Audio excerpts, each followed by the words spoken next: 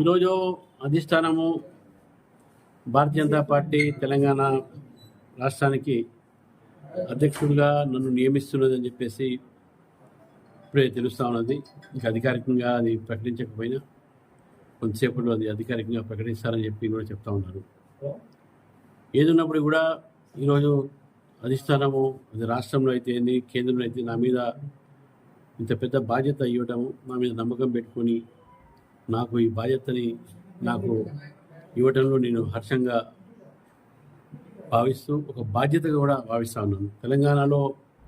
తెలంగాణ ప్రజలు ఆకాంక్ష మేరకు తెలంగాణ ప్రజలు కోరుతున్నది బీజేపీ అధికారంలో రావాలని.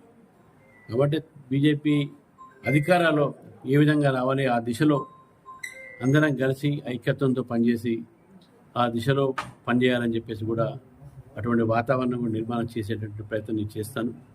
రెండోది, మరి తొందరగా మా ముందు ఇప్పుడు ఉన్నటువంటి ఒక లోకల్ బాడీ ఎలక్షన్స్ ఉన్నాయి.